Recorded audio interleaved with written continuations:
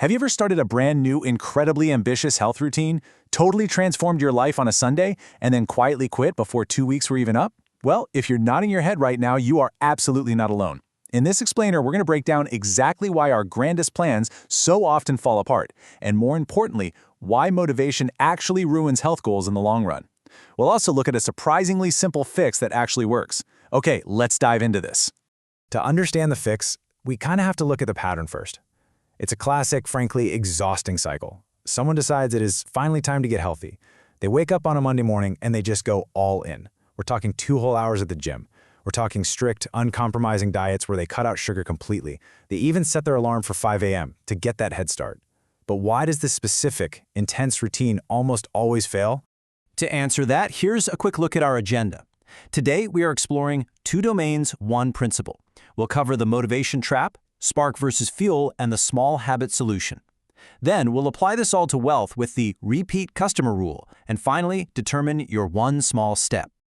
Let's jump right into section 1, the motivation trap, the anatomy of a failed routine. So here is the anatomy of that failed routine. Day one feels amazing. You're up at 5 a.m., you hit the gym for 2 hours, eat your broccoli, you are totally energized, and you are feeling absolutely unstoppable. But then you hit day 3. Day 3 feels hard. Your muscles ache, that alarm sounds violently early, and by the time we reach day 10, the routine is just gone. You hit snooze, the gym bag stays in the closet, you're exhausted, the entire grand plan has completely evaporated. Which brings us to section 2, spark versus fuel. It's a design problem, not a willpower problem.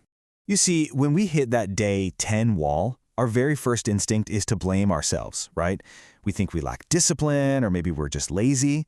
But actually, relying on high motivation is exactly why motivation ruins health goals.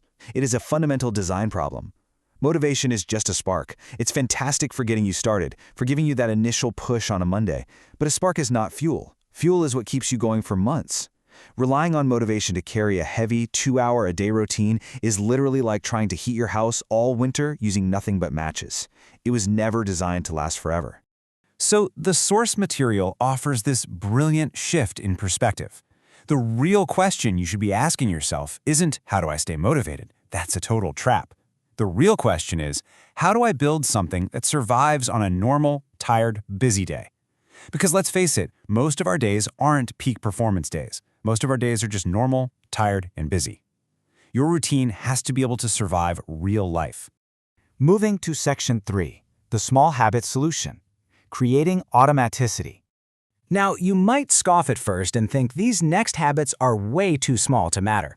But let's look at the old way versus the small habit way. Instead of that 2-hour gym plan, you start with just a 10-minute walk. Instead of cutting all sugar entirely, start with just 1 less spoon of sugar in your tea. Instead of a highly restrictive diet, start with just drinking 1 extra glass of water a day. Now, I know exactly what you're thinking. 10 minutes of walking isn't going to radically change your body on day 1. And you know what? You're right. It won't. But its microscopic size is actually its superpower because it practically guarantees you won't skip it. Here's what actually happens. Because the task is so small, you don't skip it, even on that super tired, busy day. And because you don't skip it, it becomes automatic. Think about that 10-minute walk. You do it for a week without fail because, well, it's easy. Suddenly it becomes 20 minutes in a month. Not because you forced it, not because you watched some intense motivational video, but simply because the 10 minutes became normal. You built on top of it naturally without needing any extra willpower. This is the real formula behind everyone you see who stays consistent. They started small enough to never need discipline. Section 4. The repeat customer rule. Applying the same principle to wealth. Now, this exact same all-in design flaw doesn't just ruin our health goals, it actively sabotages our wealth and business goals too. In the business world, we have a very similar myth to that 2-hour gym routine. We wait for what we think is the perfect setup. We think we need a massive budget, a wildly fancy website, and a huge social media following before we can even start earning. We think we have to go big on day 1. But the source material highlights the real wealth builder. Real wealth building actually starts much, much smaller than that. It starts with 1 person who trusts you enough to buy from you again. 1. That is the magic number. You do not need a big budget to start earning, and you absolutely don't need 10 customers or 1,000 followers to prove your system works.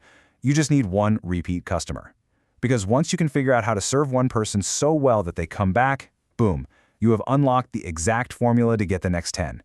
It isn't luck at that point. You've built a real system. But here is the trap.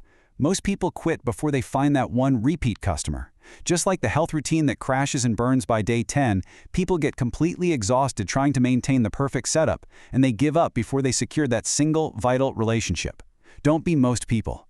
Don't let the illusion of needing to be massive prevent you from getting that small, repeatable win. That is what actually builds an empire.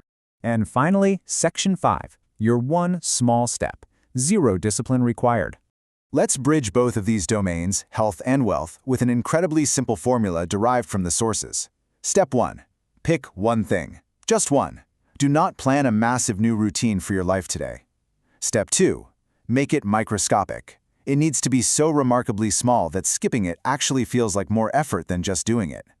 Step 3. Do it daily. That's it. That is the entire system for creating a routine that actually survives your hardest days. Need some concrete examples? The sources give us some great ones. For your health, just 10 minutes of movement. Or maybe pouring just one extra glass of water today. Or simply doing 5 minutes of stretching right before you hop into bed. And for your wealth, take literally 1 minute today to message exactly one past customer just to check in. Not to sell them anything, just to check in. Because in business, building genuine relationships is what builds wealth faster than expensive ads ever will. Which brings us to the end of our explainer. The core takeaway across both of these sources is beautifully simple. Going big requires a spark you just can't sustain, but starting microscopic builds the fuel you need for a lifetime. So I'm going to leave you with this final thought. What small step is so tiny, so completely frictionless that it would be too easy to skip today? Find that step and go do it right now. Thanks for learning with me, and I'll catch you in the next one.